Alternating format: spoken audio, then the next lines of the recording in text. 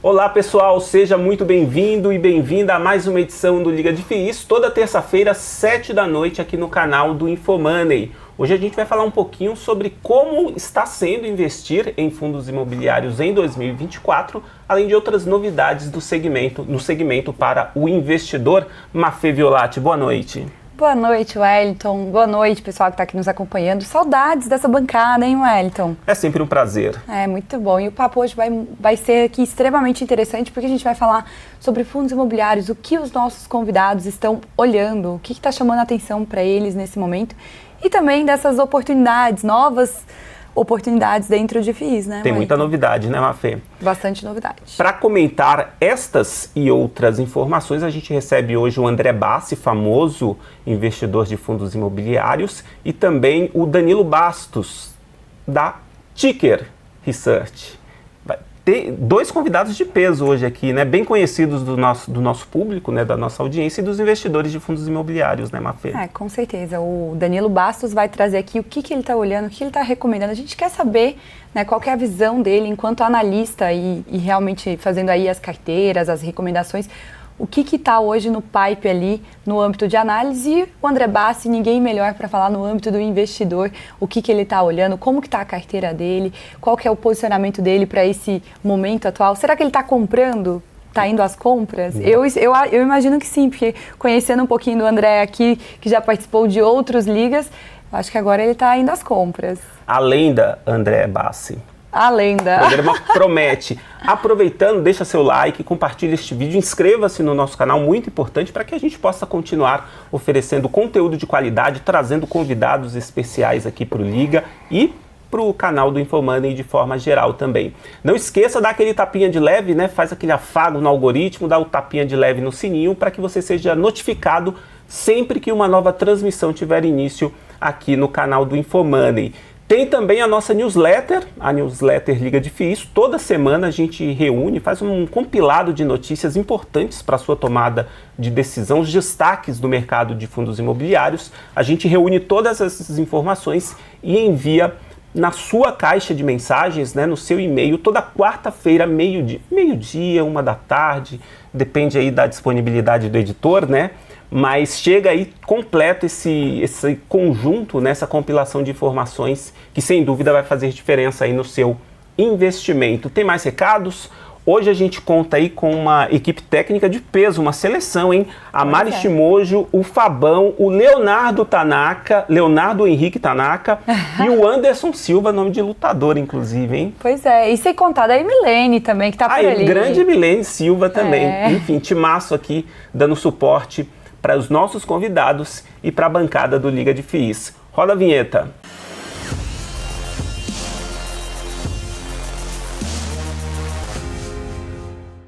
E saudando aqui nossos convidados de hoje. Tudo bem, André? Seja mais uma vez bem-vindo. Olá, boa tarde, né? Obrigado pelo convite. Bora brincar, bora se divertir com esse mercado aí um pouquinho. Quando eu anunciei o Danilo, eu fiquei titubeando, porque da última vez que ele esteve aqui eu falei errado. Né? O Ticker. Pois é. Aí eu fiquei pensando, será que eu errei novamente? Mas não, acho que eu falei certo dessa vez. Tudo bem, Danilo? Esse nome aí. Imagina, com marca não se mexe, hein, Danilo? Com certeza. Seja bem-vindo mais uma vez. Obrigado, pessoal. Sempre um prazer estar com vocês aqui. Legal. E Thiago Otuki, né? Tudo bem, Otuki? Acho que perdemos contato com o Thiago Otuki, travou na beleza técnica. Ali, né? Olha travou que na beleza. A inteligência artificial também tem falha técnica. Pois é, daqui a pouco o Thiago Otuki volta também para participar desse debate, mas eu queria abrir aqui com nossos convidados, né? Eu ouvi recentemente uma entrevista do Bassi falando sobre 2024, que tem sido um ótimo ano para se investir, né? Para os investidores, né? Aí eu fiquei pensando que muitos investidores, dado o nível de ruído que a gente tem observado no mercado nos últimos 3, 4 meses, principalmente, isso se intensificou bastante. Incertezas aí do mercado financeiro. De repente, o investidor menos atento, o investidor mais iniciante pode, de repente, ficar confuso, né? Como assim está sendo um bom ano para investimentos? Eu queria abrir com isso, esse tema. Realmente está sendo um bom ano e por que está sendo um bom ano, Bassi? Bom, bora lá. E até, né, fazer uns comparativos, né, trocar umas figurinhas aqui. Mas por que está sendo um bom ano de investir? Porque esse ano teve dois grandes momentos em que o tal de IPCA mais 6 bagunçou todo mais.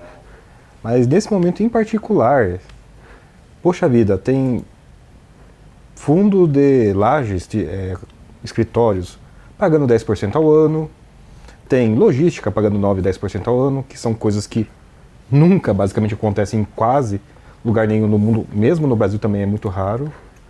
E até surpresa para mim, tem fundo imobiliário residencial pagando 10% ao ano, ainda com o upside de aumentar a ocupação, fazer venda das unidades que estão com preço exagerado, pelo menos na contabilidade.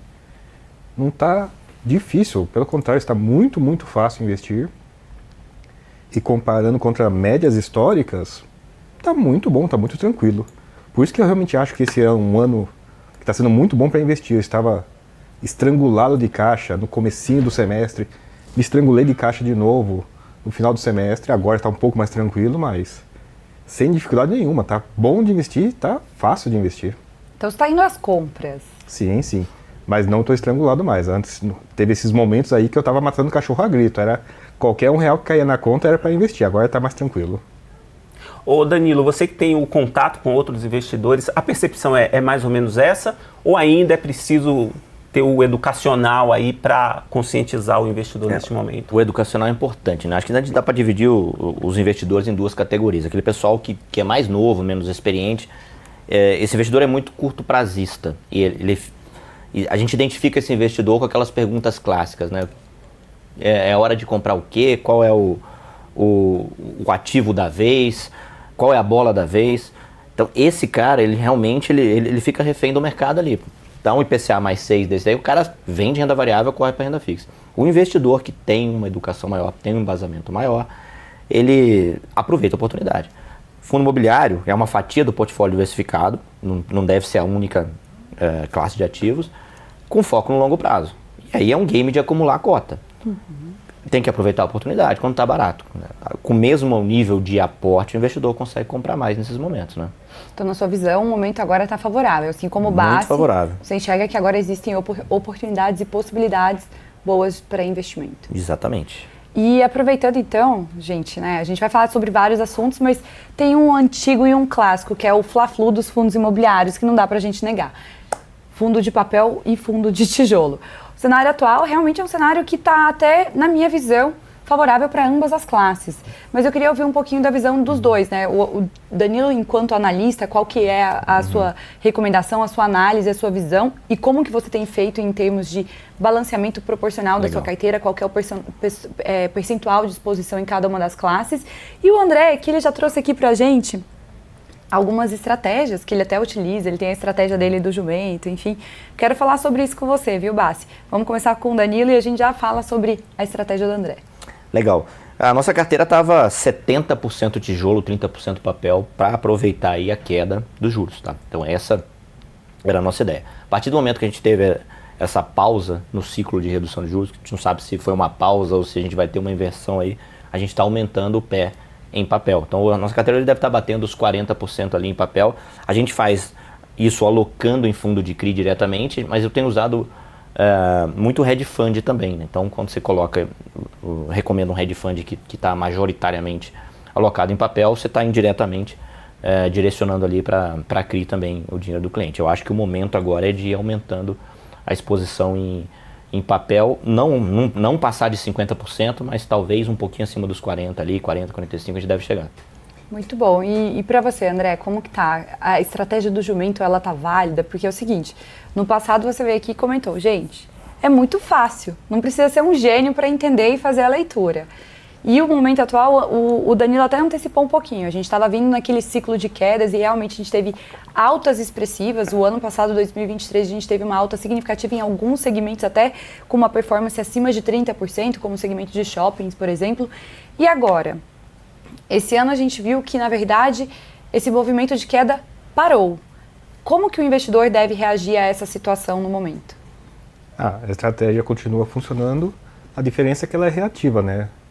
Quando muda os juros, ela espera acontecer, ela não se antecipa. Mas ela vai ter os resultados semelhantes com essa defasagem. Eu mesmo continuo pondo na carteira aquelas coisas com um pouquinho mais de retorno real, né? Eu sigo A estratégia do jumento foi a observação que minha carteira vira mais para tijolo quando a Selic está caindo, ela vira mais papel quando a Selic está subindo, né? E a gente antecipou aqui a possibilidade dela subir e concordo com a análise, né? Com o juro subindo é melhor ir para a papelada inflação, né? Tem que, ou papelada CDI, tem que evitar algumas outras papeladas. Mas eu mesmo estou pegando muito, eu curiosamente peguei muito papel e estou um pouquinho pegando mais tijolo agora, mas é aqueles tijolos que são enrolados, situação especial, fundo residencial, coisa que eu achava que nunca ia ter na carteira, está começando a entrar na carteira agora. Fui numa conversa esses dias e alguém falou para mim assim, poxa André, você esperou os FIAGRO dar problema para investir. Eu tentei explicar que não era bem assim e tal, mas quase de qualquer jeito que você olhe, sim, eu esperei dar problema para investir, porque assim como está acontecendo agora em alguns fundos de tijolo e até alguns fundos de papel, os fundos estão nesses preços pagando um retorno até que alto e tem, né, alguma chance de upside. Tem problemas lá que, se resolver qualquer coisa, ainda é um ganho extra. E sim, essas situações só ocorrem depois de algum problema. Então sim, eu esperei dar alguns problemas para começar a pegar coisas nessas áreas. Legal, vamos colocar o Otuque também no bate-papo? Otuque, boa noite, e já pode emendar aí uma pergunta para os nossos convidados. Perdemos contatos com o Otuque novamente. É a prova de que a inteligência artificial... Voltou, tá vendo? Voltou? Não fale mal do Otuque, por favor, Mafê. Voltou. Tudo bem, Otuque? Já pode emendar aqui a sua pergunta para os nossos convidados. Tudo bem? Boa noite a todos. Desculpe o atraso aqui, tá? Problema realmente de conexão hoje aqui está bastante instável. Então eu queria fazer uma pergunta. Então, boa noite, né, para o André Bassi, Danilo Bastos, obrigado pela participação. Até fazendo uma pergunta bastante provocativa que o próprio Bassi comentou aqui anteriormente, sobre se o debate agora do Tesouro IPCA+, ele já passou, né? Porque há um tempo atrás a gente só escutava isso, né? Todos os conteúdos também, YouTube, Instagram, né? Agora, passado todo esse tempo, e na verdade não faz tanto tempo assim, né? Algumas semanas. Qual a tua opinião, Bassi, em relação ao tema? Ouvi do Danilo, mas graças que essa discussão passou. Eu, inclusive, li os comentários da minha vinda anterior aqui, onde a gente estava numa dessas discussões, e o pessoal achou confuso, não entendeu muito bem a mensagem, mas a mensagem é bem essa mesmo. Quando está tendo essa discussão de IPCA mais 6, acaba todas as outras discussões, né? É o IPCA mais 6 contra o resto do mundo. Mas essa discussão passa, e quando passa a gente volta ao normal, a gente começa a discutir outras coisas. Ou, se vocês preferirem, né, investir em IPCA mais 6 é isso, né? Depois que você investe não tem que fazer nada, então abre espaço de novo para a gente voltar a ter outras discussões. Esse foi interessante porque teve 2 vezes esse ano, né? No começo do semestre e no final do semestre. E tirando esses momentos, a gente não estava mais discutindo IPCA mais 6 como, pelo menos eu que estou por fora do circuito, essa discussão meio que morreu, né? O Elton até comentou que porque teve uma retração já possível, né? Perdeu o glamour, perdeu o drama. Mas eu acho que mesmo quando estava em alta, na subida tem a discussão. Se ele estabiliza ou fica muito tempo alto, daí a discussão também morre. Agora, isso eu que estou por fora do círculo, não sei se para você foi diferente. Cara, eu acho que tem que aproveitar, quando a gente tem IPCA mais 6 tem que investir mesmo, mas é sempre aquele negócio, né? Sempre portfólio diversificado. Quando tá todo mundo olhando pro IPCA mais 6, uma galera vende fundo imobiliário, né? E aí cria o quê? Oportunidade de investimento. A gente quer comprar barato, a gente não quer comprar quando tá bombando o assunto, né? Porque aí tá tudo mais caro. O objetivo é pagar menos. Então tem que aproveitar esses momentos também para poder alocar em fundo imobiliário. Tem sobre isso ainda, né? O Infomoney soltou há alguns meses uma informação, uma nota, que falava que um representante da XP falava que o IPCA mais 6, no nível que estava, né, o IPCA, o Tesouro, tornava a vida dos outros ativos bem mais difícil, né? E resume um pouquinho, né, o que vocês estão falando, né? E sem dúvida também a gente teve um cenário global um pouco mais conturbado, porque querendo ou não, quando a gente olha, principalmente, né, uma taxa de juros nos Estados Unidos de um patamar mais alto por um período também maior, faz com que até haja um fluxo menor de investimentos para o Brasil. E até pelo contrário, Wellington, ao invés de a gente ver um fluxo positivo para cá, a gente viu um fluxo negativo, ou seja, o dinheiro saindo daqui no âmbito principalmente das ações, né, das empresas. Então, a gente sempre gosta de falar que a gente tem que fazer a leitura do cenário macroeconômico. E também o global, claro que dentro do universo dos fundos imobiliários tem um impacto muito menor se comparado, por exemplo, às ações. Mas ainda assim, é importante a gente entender o que está acontecendo ao longo do mundo, até para a gente entender esse fluxo de capital que vem, sai, enfim, e a renda fixa num patamar mais elevado, sem dúvida alguma, acaba dificultando a atratividade nessas classes, né? Então, se torna mais difícil justificar, poxa, uma renda fixa está remunerando muito bem, por que a gente vai correr um risco a mais para uma, né, remuneração que não é tão significativamente maior? Ou até, em algumas vezes, é maior, porém, o investidor está confortável com aquele, né, com aquele risco menor e com aquele retorno ali, ele se sente mais confortável. Então, isso é um ponto bem importante mesmo, tá? Agora eu quero comentar um pouquinho de alguns movimentos que a gente viu nesse primeiro semestre de 2024. A gente começou a ver alguns fundos até num movimento de fusão. A gente viu algumas gestoras também no movimento de fusão e aquisição.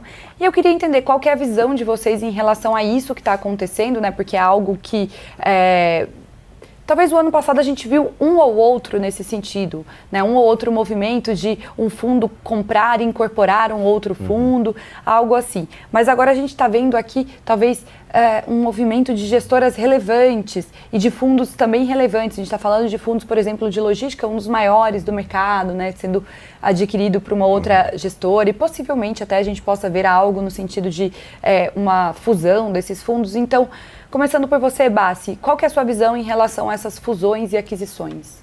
Bom, fusão e aquisição é um fenômeno de juros altos, né? As gestoras nascem e se disponibilizam quando os juros estão baixos, né? Fica mais fácil você entrar no mercado, mas juros altos dificultam a vida de todo mundo, inclusive dos fundos, inclusive das gestoras. E acho que a mensagem, pelo menos no primeiro momento que está rolando a fusão, é se muda alguma coisa ou o que muda, né? E a resposta é, no primeiro momento não muda nada, mas com o passar do tempo talvez comecem sim mudanças. As equipes de gestão podem mudar, podem ser alteradas, podem ser fundidas. E daí começa o acompanhamento, que daí sim é uma coisa que só vai acontecer depois. Saber se muda a qualidade da gestão, muda o estilo de gerenciamento dos imóveis ou das dívidas, né, que fundos agora têm dívida. Então, num primeiro momento, bom, como fenômeno é uma coisa de juros altos, juros baixos, e em juros altos, sim, é esperado fusões de gestoras, de fundos, né, um fundo englobando o outro, né, nem é propriamente uma fusão. No primeiro momento, na gestão não muda nada, mas o imposto de renda é uma confusão sem tamanho, né? É uma maluquice do que tem que fazer no imposto de renda durante uma fusão.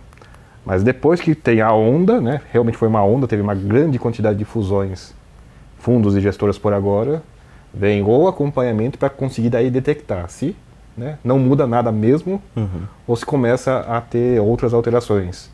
Mas acho que o primeiro problema é o imposto, depois sim o acompanhamento. Não sei se muda a questão de risco, né? Porque eu sou investidor, tenho que controlar risco. Mas o analista tem um problema interessante, de não tem a obrigação de diversificar por gestoras, mas é um critério de diversificação que às vezes você tem que olhar, né? Sim, tem que olhar. Cara, eu acho que essas fusões, incorporações, faz parte do processo de evolução e consolidação da nossa indústria de fundo imobiliário. Deixa eu olhar a quantidade de fundo imobiliário que a gente tem listado aqui em bolsa e fazendo um paralelo com os REITs, você tem muito menos REITs do que fundo imobiliário, e muito maiores, né? Então eu acho que a tendência é essa, a gente ter fundos cada vez maiores, mais consolidados, com equipes de gestão maiores e mais profissionais, inclusive, e essa diversificação que a gente vai ter dentro de cada fundo, a minha visão é que tende a trazer uma segurança maior para o investidor. Claro que cada caso é um caso e a gente precisa acompanhar, mas eu gosto muito do que está acontecendo, acho que fundos que não conseguiram crescer, que não conseguiram entregar bom resultado, tem mais é que sair de cena mesmo, meio que uma seleção natural. E isso vai acontecer através de liquidação, através de incorporação, fusão, etc. Com certeza. Desculpa, Wellington, até complementando, o Danilo trouxe um ponto que é muito relevante. A gente gosta de fazer uma comparação também com REITs, pensando principalmente que o nosso mercado, a gente está anos atrás do que foi o movimento, né, do que é o crescimento e evolução do mercado de fundos imobiliários nos Estados Unidos, que seria aqui o equivalente, né, mais ou menos aos REITs. E aí, nesse ponto, eu concordo com você. Eu peguei até uma análise, Danilo, e a gente estava entendendo um pouquinho do comportamento. E a quantidade de números de fundos listados lá é significativamente menor. É quase, basicamente, 1/3 do que a gente tem aqui. Sendo que o market cap, ou seja, o valor de mercado desses fundos, é expressivamente maior. É claro que o mercado está muito mais evoluído e tudo isso, mas e lá também tem algumas questões de até regulamentação que são bem distintas do que a gente tem aqui no Brasil, enfim. Mas guardadas as devidas proporções, eu tenho uma visão muito parecida com a sua, de que a gente talvez veja alguns movimentos de consolidação de alguns fundos crescendo até, um incorporando ao outro, ou então até fazendo uma aquisição de uma maneira até indireta, porque a gente está vendo que alguns gestores também estão aproveitando esses momentos de mercado e estão até fazendo entre aspas, um takeover, né? Eu diria, uma provocação ali. Então, eu acho que provavelmente a gente veja algo nesse sentido. E lembrando que a nossa indústria, ela é nova ainda, né? Ela é recente. Então, a gente tem muito para se desenvolver. Né? Um comentário rápido. Eu estava vendo isso hoje, né? Quantos fundos a gente tem na Bolsa? Tem uns 477. Quase 500, né? Pelo menos pela contagem da última vez que eu olhei. É maior que REIT, em quantidade, não em volume. E é maior que ação, né? Eu acho que não tem isso de ação listada na Bolsa. Listado, mesmo que nem negocie. E sim, eu sei que tem um monte de fundo imobiliário que não negocia, mas 470 é um número grande. É algo significativo. E sim, né? Eu acho que a gente também, no passado, nós tínhamos os fundos imobiliários até sendo utilizado como uma maneira patrimonialista ali. Agora, a gente já teve aqui uma resolução ao final de 2023, início de 2024, onde o número mínimo de cotistas, isso já, né, então, ou seja, no mínimo tem que ter 100 cotistas para que mantenha-se as características do fundo imobiliário em termos de isenções, entre outras questões. Portanto, essa questão acho que ficou para trás. O que a gente vai ver aqui de fundos listados daqui para frente realmente está no âmbito e no sentido do produto para né, utilizar como algo com propósito dele mesmo. E por isso, talvez a gente até veja essas consolidações. Né? A questão do FOF, por exemplo, entra muito nisso. Tem uma discussão muito grande dessa atualização do FOF pelo hedge fund, né, multi-estratégia. Eu queria ouvir também a opinião de vocês sobre isso, sobre esse novo modelo de fundo imobiliário que tem surgido e, pelo que eu tenho acompanhado, tem caído nas graças aí do investidor e do mercado de forma geral, não? Quer falar primeiro? Primeiro. Então vamos lá. Eu acho que o hedge fund é uma promessa ainda, né? Eu gosto da ideia, gosto da proposta, mas é algo que a gente tem que acompanhar. O FOF, como veículo de investimento, está provado que é extremamente ineficiente. A grande maioria não bate o IFIX. Não faz sentido nenhum você investir para perder da média de mercado. E se você levar em consideração que 70% quase do volume de negócio é pessoa física, a maioria leigo, inexperiente, mesmo o retorno do IFIX sendo muito bom no longo prazo, cara, você tem que bater a média. Se você está tentando investir minimamente da maneira correta, você tem que bater a média de mercado. E o FOF não foi um veículo para isso. O time de gestão profissional não conseguiu fazer isso por diversos fatores. Agora o hedge fund, que dá uma flexibilidade maior para o gestor, talvez proporcione. Sim. Eu não fico nada triste com o fim dos FOFs, por causa especificamente do histórico do resultado ruim. É uma história até um pouco mais antiga, quando na última euforia o pessoal estava criando os ETF, né? Era a FOF que seguia o regra de ETF, né? Seguia o antigo IFIX. A gente brincou na época, nossa, vai ter algum mês que vai zerar o rendimento, né? Porque se segue regra de compra e venda, vai comprar e vender na época de alta e vai comprar e vender na época de baixa. A gente falava isso na brincadeira. Veio a época de baixa, eles tiveram que negociar na baixa e saiu zerando o rendimento de tudo quanto era ETF, né? Pausa, né? Fundo imobiliário é um ETF, né? É um fundo negociado em bolsa, só que ele não segue índice. O ETF no Brasil significa fundo negociado em bolsa que segue índice. Desculpe. Esse momento em que os FOFs que seguiam índice no Brasil zeraram o rendimento mostrou a real razão pela qual os FOFs tem esse desempenho. Não é necessariamente o custo, mas é que, vem numa época de baixa, o gestor fica reticente de fazer prejuízo, por óbvio. Só que se ele fica reticente de fazer prejuízo, ele não consegue mexer na carteira na baixa. Então ele fica mais da metade do tempo congelado, travado. Ou seja, o benefício que você teria da gestão ativa só funciona em metade do tempo. E daí sim os custos se tornam relevantes. E daí sim os nossos fundos de fundos têm esse retorno abismal.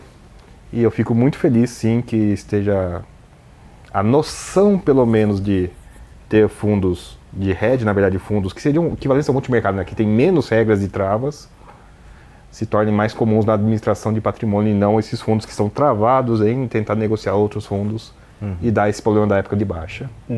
Interessante. Muito bom. Agora, aproveitando, até te cortei aqui, Wellington, me desculpa. Imagina.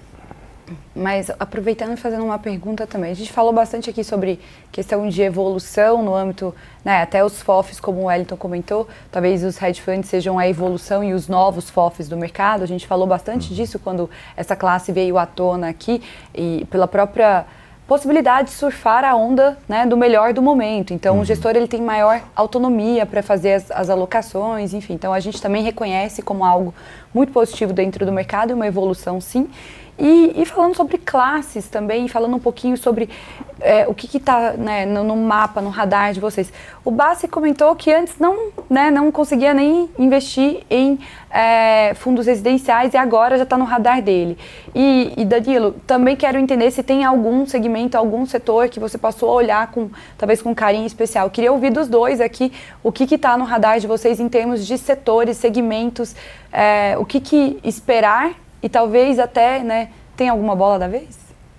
Tá, o meu vai ser rápido e inaplicável, então eu falo primeiro para liberar o tempo correto. Eu estou olhando rolo, só fundo enrolado, situação especial. Tirem as crianças da sala, hein? Fundo que nem está pagando dividendo, olha só que absurdo.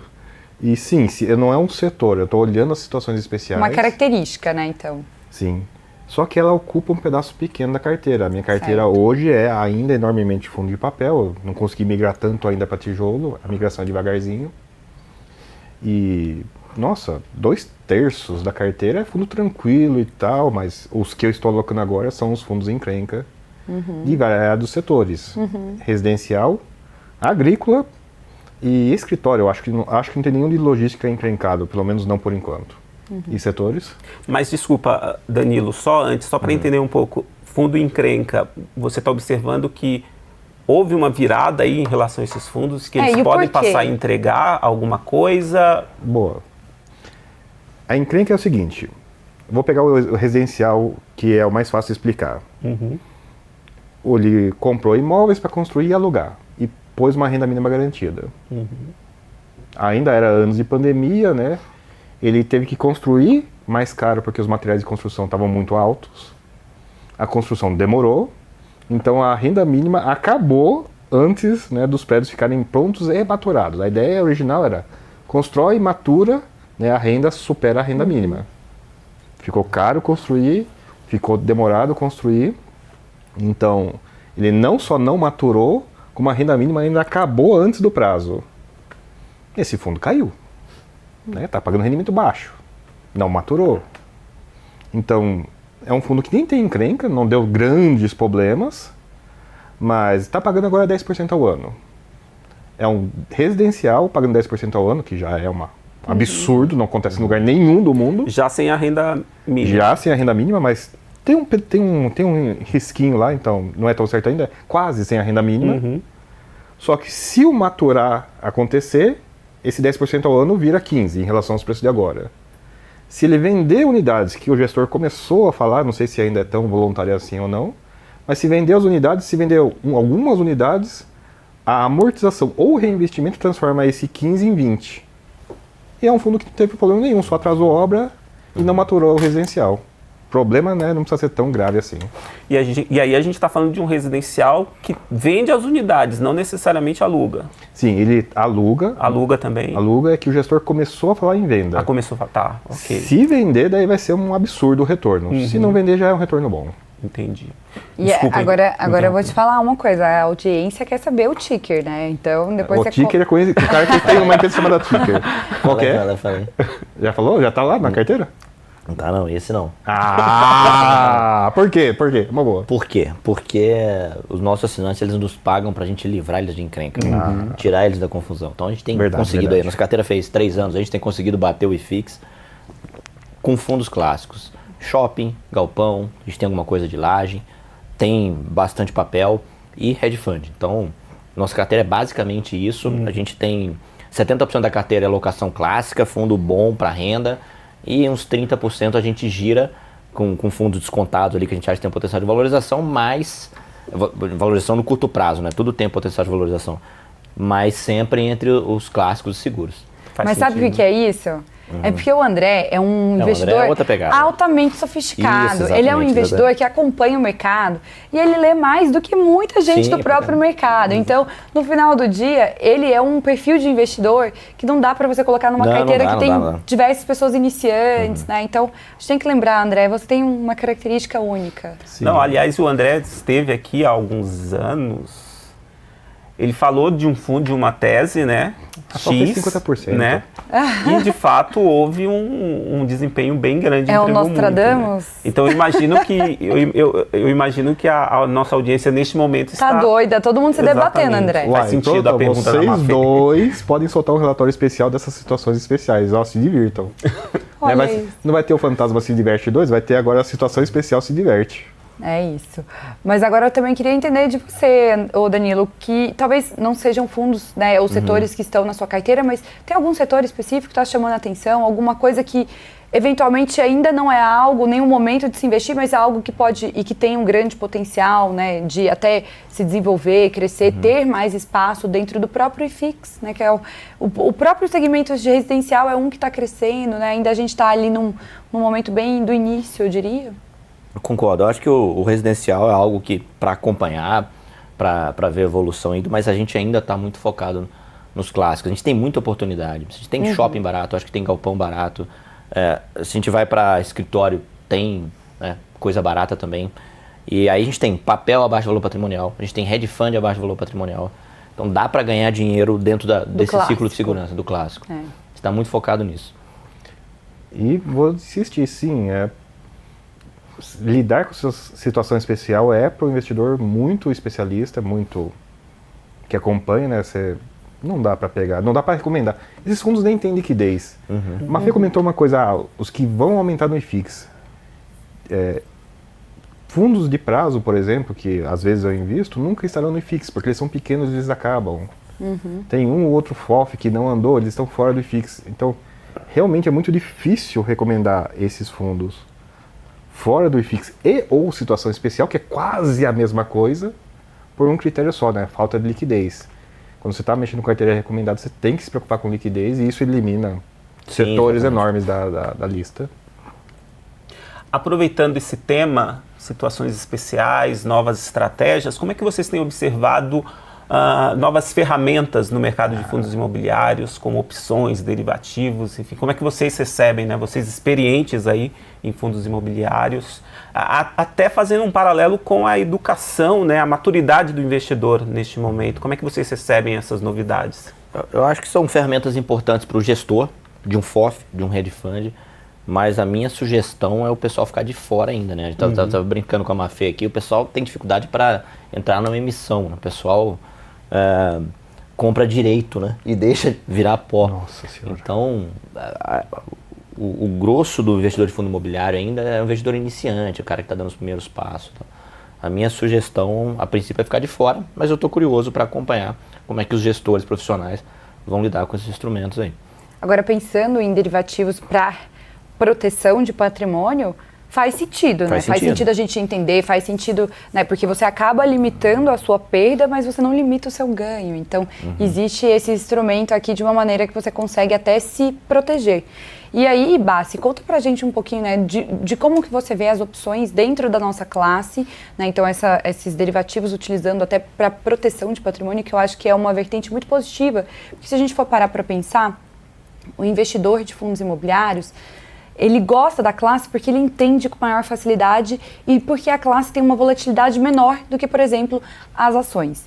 E aí, quando a gente está falando desses mecanismos, dos derivativos e principalmente aqui utilizando para proteção de patrimônio, eu acho que acaba atraindo até uma vertente mais favorável e principalmente para esse público que gosta de patrimônio e entende que imóveis, né, basicamente a associação ali de construção de patrimônio, acaba tendo uma boa conexão. É um produto novo, ainda está sendo, né, em fases de crescer e se divulgar e até se popularizar no Brasil. E por isso eu entendo o ponto do Danilo, que ele fala que, poxa, se você é um investidor, né, extremamente iniciante, está começando, comece pelo básico. Mas se você já tem certa segurança, já conhece, já investe, acho que faz sentido entender esse instrumento para entender se consegue colocar na sua carteira de uma maneira que te proteja, que use a seu próprio benefício. Então, sim, eu concordo com o ponto do Danilo. E ligando o assunto um com o outro da proteção, inclusive eu sou da opinião que alguns desses derivativos deveriam ser obrigatórios para gestores. Por exemplo, os fundos de fundos deveriam ser obrigados a estar vendidos em algum desses derivativos para, em caso de quedas, acontecer isso, eles justamente evitarem a queda, protegerem o patrimônio, até terem um lucro na queda, né, que hoje não existe. Até uma novidade disso, né, essa semana a Bolsa está liberando termo de fundo imobiliário. E para quem não sabe o que é termo, continue não sabendo, tá? Já foi um desastre da última vez, em ação da última vez que isso se tornou popular. Mas temos futuro do IFIX, né? Que começou de uma maneira bem né? Não negociou por semanas. Eu até achava que não estava negociando, mas eu fui ver essa semana ele está negociando. Temos opções de FII que estão começando a ser distribuídas, não é um contrato padronizado na Bolsa, mas já tem corretora fazendo essa distribuição da corretora para dentro, e o tal de termo que liberou agora. Então está ficando bastante povoado em derivativos desse mercado. Sim, ele serve para proteção patrimonial, ele serve para você fazer arbitragens de juros às vezes, é bem avançado, é bem técnico isso. Serve para fazer planejamento tributário, né? Uma coisa que a gente pouco pensa em relação a derivativos, mas eles permitem planejamento tributário, e permitem fazer operações até em cima das emissões, né? O público geral mal consegue fazer emissão, imagina meter um derivativo na emissão, a confusão que vai ser, mas assim, é possível. É uma coisa que o pessoal de ação faz com grande propriedade, com grande lucro, na verdade. Mas assim, é o complexo do complexo do complexo. O público tem que se manter um pouco afastado disso. Talvez com muito medo da queda, talvez mexendo com proteção patrimonial, mas deixa o pessoal que sabe lidar com o complexo mexer com essas coisas que são complexas assim. Não dá para perder todo... O máximo que você perde de dinheiro com o fundo imobiliário é o dinheiro que você colocou. Uhum. O máximo que você perde de dinheiro com derivativo é mais infinito, né? Tem uns probleminhas aí. Exige uma atenção. Você, como curioso e investidor experiente, você já utilizou alguma dessas ferramentas, desses instrumentos? Sim, para ações, não para fundo imobiliário ainda. Infelizmente, fundo imobiliário ainda não é aceito como margem. Como a minha carteira ainda é muito fundo imobiliário, sem margem eu não consigo usar esses derivativos. Tem um pouquinho lá de infra, tem um pouquinho lá de ação. Esse pouquinho de ação me dá margem, então sim, eu costumo fazer eventos acionários de ação, eu costumo mexer um pouquinho, mas em fundo imobiliário nada de nada. Inclusive a corretora que eu tenho não fornece ainda essas opções, então eu não pude nem ver o operacional, mas insistindo, não são contratos padronizados, não é uma coisa que você vai lá na bolsa, tem um ticker que você negocia ou não as opções de call e put, esse é um contrato cliente-corretora. Uhum. No entanto, existe sim o futuro do IFIX, que eu fiquei surpreso em ver que está negociando, que esse sim está negociando e padronizado.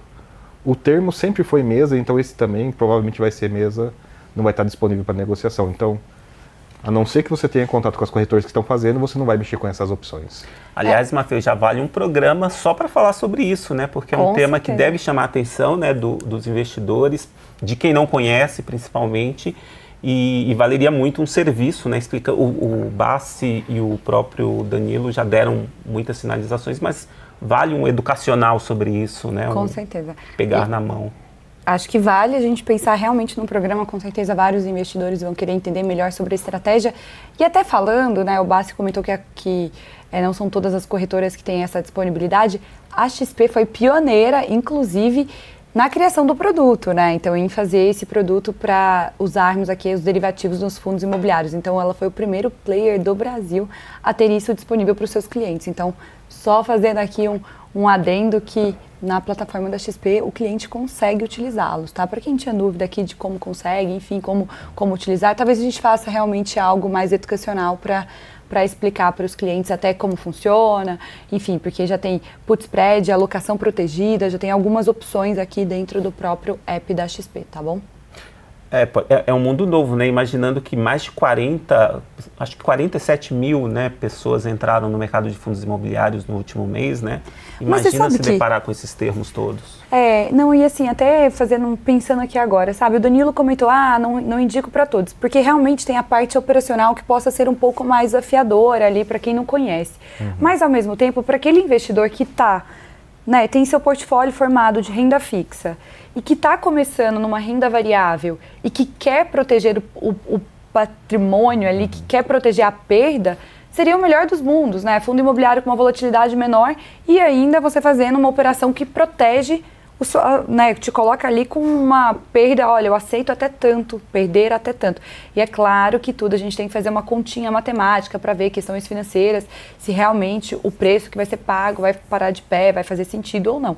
Mas pensando principalmente naquele investidor que quer limitar os seus riscos, acaba sendo algo bem favorável. Interessante.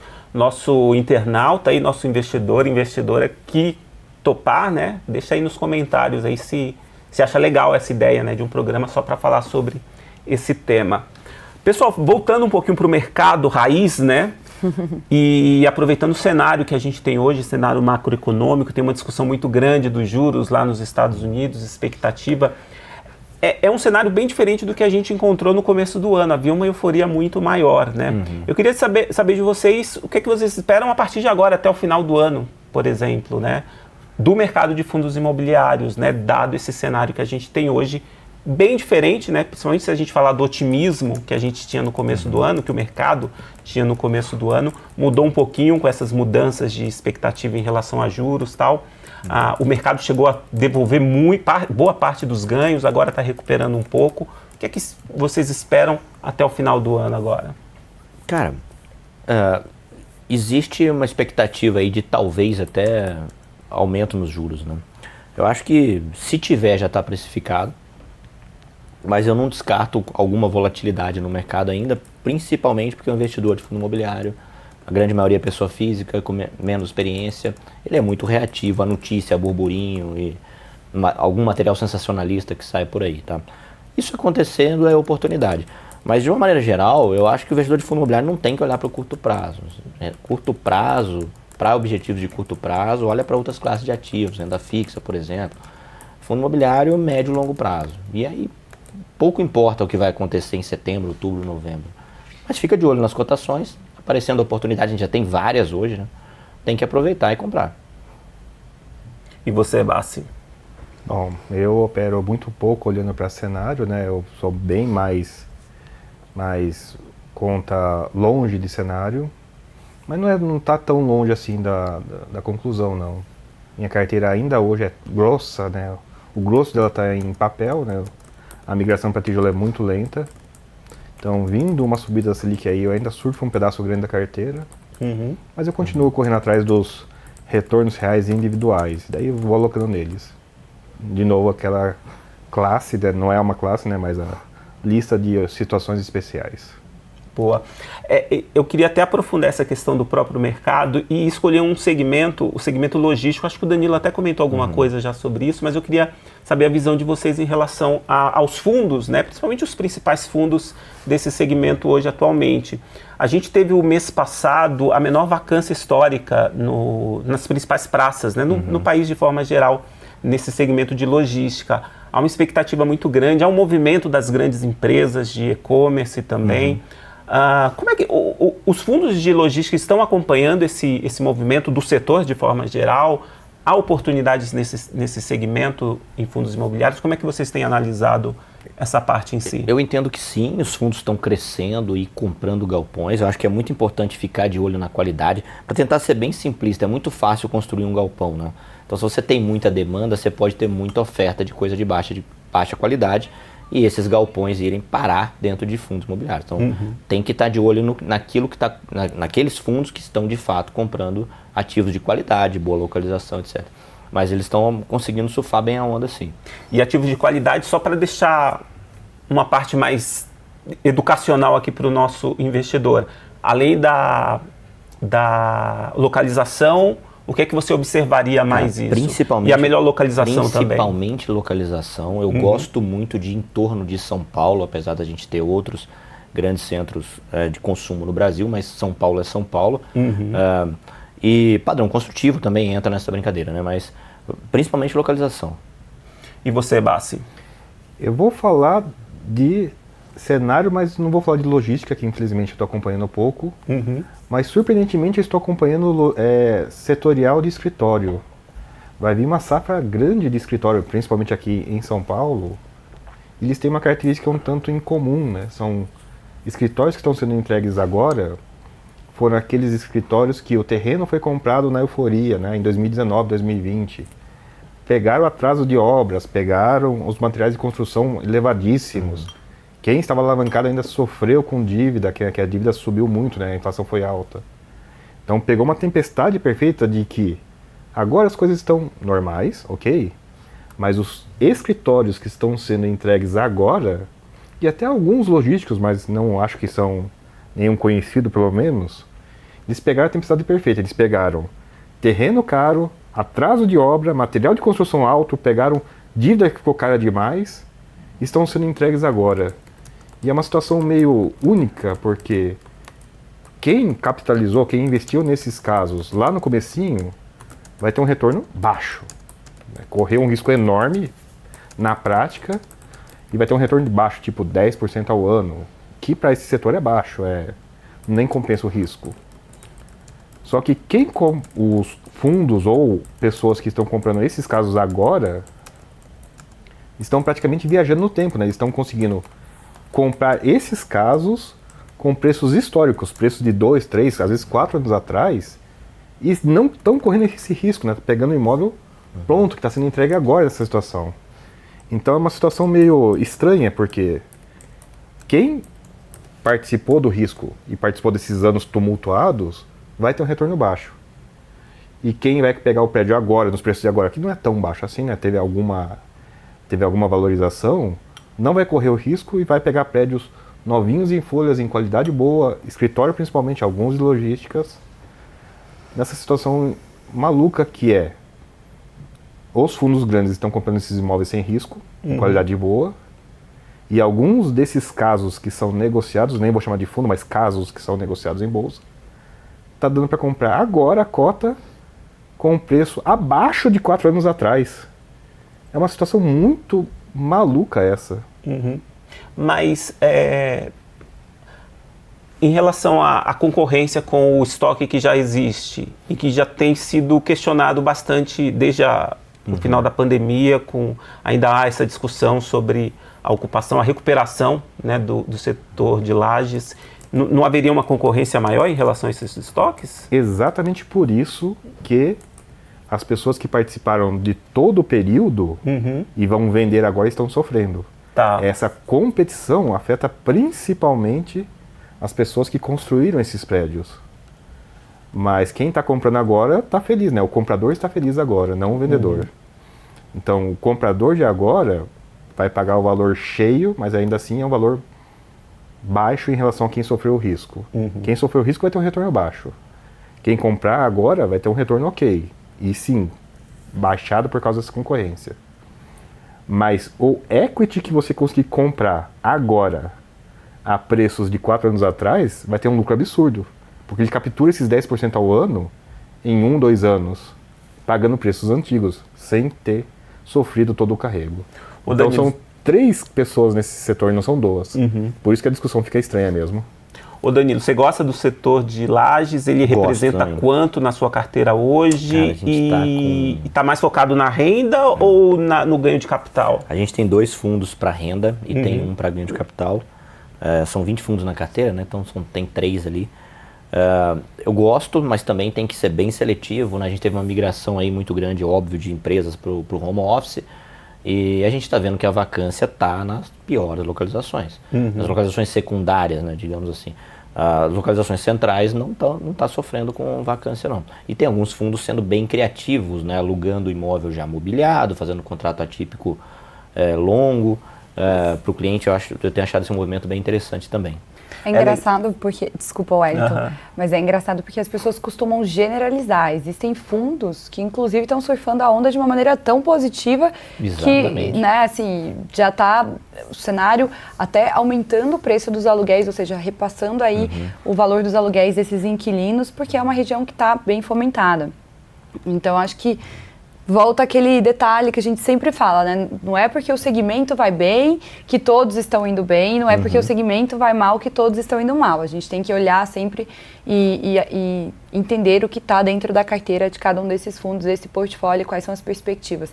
Porque realmente, a maior parte dos fundos de lajes corporativas ainda tem, né, uma grande exposição em regiões mais desafiadoras. Então, com isso, acabam talvez tendo uma renda, uma perspectiva ali de dividendos num patamar um pouco mais comprimido. Mas, ao mesmo tempo, também, se a gente for observar e se a gente tiver um cenário que, né, possivelmente a gente venha a ter uma queda de taxa de juros, esses fundos também conseguem captar maiores assimetrias de mercado, portanto, até terem uma certa valorização.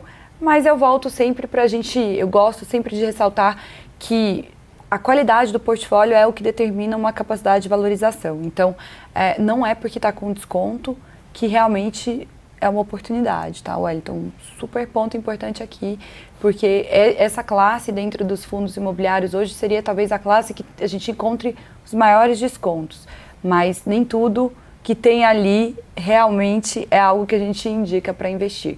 Então, por isso, né, tem que estar sempre acompanhando os relatórios dos analistas, sejam aqui os relatórios do meu lado, né, por via da XP, sejam os relatórios do Danilo, e sempre estar acompanhando quem tem, né, um conhecimento, ou minimamente também acompanhar os relatórios gerenciais, né. O ideal, o melhor dos mundos, seria ser um investidor assim como o Bassi, que lê todos os relatórios gerenciais, que está sempre acompanhando, mas para muitos que não conseguem e não têm tempo, contratam relatórios de research especializados, como o Danilo, ou acessam aqui os relatórios, se você é cliente da XP, gratuitamente aqui os relatórios do nosso research. E, aliás, eu ia falar também que hoje a gente tem 2 convidados com estilos bem distintos, né? O Danilo, obviamente, né, mais cauteloso, mais tradicional, conservador, exatamente pela função, né, que ele atua, Exato. A responsabilidade que tem. É uma grande responsabilidade, dele, porque você não está lidando, né, somente com o seu dinheiro, você está lidando, na verdade, com o dinheiro de muitas pessoas. Totalmente. E pessoas com objetivos e perfis muito distintos. Então, eu falo aqui até, né, no nome do Danilo, mas pensando porque principalmente você tem que fazer o básico muito bem feito, porque o básico já dá retorno. E não é todo mundo que está realmente, eu diria, que tem uma recomendação de um investimento um pouco mais sofisticado, e não é todo mundo que tem esse conhecimento, que vai poder depois lidar bem com situações adversas. Então a gente tem que ter muito cuidado. No âmbito do analista, né, que a gente faz aqui essa recomendação, tenho certeza que o Danilo é super cauteloso, porque a gente pensa justamente nas consequências, né, Danilo? Até porque quando a gente está falando de estratégia de fundo imobiliário, a gente está falando de longo prazo. Então, com certeza absoluta, o investidor vai passar por crise, vai passar por volatilidade. Ele só vai conseguir manter a posição se ele entender o que você está recomendando. Então, o ideal é que essa recomendação seja básica, seja simples para o investidor entender, para que ele consiga executar a estratégia. Se você colocar algo muito complexo, ele não vai atingir o objetivo dele de construir patrimônio e renda, se seu trabalho não teve efeito nenhum. É isso. E temos o André Bassi, mais sofisticado exatamente pela experiência que ele já adquiriu. Quase que ele que lançou o primeiro relatório aqui. Exatamente, a lenda, né? A gente teve o Otu que está mandando aqui uma mensagem com atestado aqui, né? Infelizmente não conseguiu terminar a participação dele. A inteligência artificial também tem atestado médico? Vivendo e aprendendo, olha viu, Mafê? Só. Maravilha. Eu queria agradecer os nossos convidados mais uma vez aqui pela participação no Liga de FIIs. Tenho certeza que a nossa audiência curtiu bastante, né? Exatamente porque são dois convidados, 2 pessoas que trazem bastante conhecimento, né, do mercado aí, posições, estratégias, teses até diferentes e, sem dúvida nenhuma, colaboram bastante aí com a tomada de decisão da nossa audiência. Bassi, muito obrigado mais uma vez e depois a gente já marca a próxima, viu? Ok. E estamos aí, né? O bom de viver desse mercado, ou de conviver nesse mercado, é que a gente vai se divertir no processo, né? E longo prazo mesmo, né? Cuidar um pouquinho e acompanhar, e não é para ser o objetivo de vida, mas leva tempo e toma tempo, porque essas coisas duram bastante tempo. Aliás, o Bassi virou youtuber, você tá sabendo, né? Ah, o máximo, Mafê. adorei. Adorei, Sim. é mesmo? Qual é o nome do seu canal? 2 canais, né? O pessoal 2 canais já, pô? O pessoal pediu tanto canal que quando eu fiz um, fiz 2 já. Podem procurar no YouTube Investir Simples, @Investir Simples. É o canal para super iniciantes, mas super iniciantes mesmo. E um canal chamado Investidor Final, @Investidor Final, onde eu falo só das coisas mais malucas possíveis. Inclusive, os 2 vídeos recentes nem de fundo imobiliário, é de ação. Ação, quando ela sai da bolsa, é um processo polêmico, tem um monte de detalhezinho regulatório, eu parei para fazer isso, para documentar para as pessoas como são essas situações especiais. Muito Fica bom. a dica. Danilo, muito obrigado também mais uma vez aqui no Liga de FIIs. Quer deixar um recado aí para os seus assinantes, para os investidores de forma geral? Onde eles podem te encontrar? Legal, obrigado pelo convite, pessoal, mais uma vez. Eu vou trazer aqui uma frase do André, que ele falou uma vez no podcast que a gente estava, que investir em fundo imobiliário não é um projeto de verão, né? É um projeto de vida. Então, isso faz muito sentido, para a gente parar de olhar o curto prazo, pouco importa o barulho que estão fazendo aí, acho que esse é o recado. Vamos comprar qualidade, barata e focar no longo prazo. Então, quem quiser me encontrar nas redes sociais aí, @DaniloGBastos, no YouTube, no Instagram principalmente. Legal. Eu ia fazer a propaganda do perfil do Thiago Tuque, mas ele não precisa, né? Ele é quase um Felipe Neto em termos de seguidores, né? Então, deixa para a próxima semana, mas você precisa, Mafê. Muito bom. Bom, para quem quiser também me acompanhar, eu convido aqui para lerem os nossos relatórios aqui do time da XP no site conteúdos.xpi.com.br. Além dos relatórios, eu convido também a me seguirem nas redes sociais, Instagram, @mafeviolate, com 2 T's e I no final. Tô lá no Instagram também, sempre falando um pouquinho aqui de alguns fundos, do momento, para você também uma mentalidade para você investidor e também mostrando um pouco da rotina aqui de analista que poucos conhecem, né? Então é bom aí mostrar por trás dos bastidores como que é a vida real aqui de um analista. E agradecer também a presença dos nossos 2 ilustríssimos convidados que sem dúvida alguma trouxeram aqui bastante informação e conhecimento para vocês que estão nos acompanhando. E agradecemos também nossa audiência, muito obrigado aí por nos acompanhar até agora. Não esqueça, deixe seu like, compartilhe este vídeo, inscreva-se no nosso canal, toque no sininho para que você seja avisado sempre que uma nova transmissão tiver início aqui no canal do InfoMoney. Muito obrigado, a gente volta na semana que vem, sempre, toda terça-feira tem conteúdo aqui no canal do InfoMoney, conteúdo do Liga de FIIs, né? Então a gente volta aí na próxima terça com mais informações sobre fundos imobiliários. Até lá! Até lá!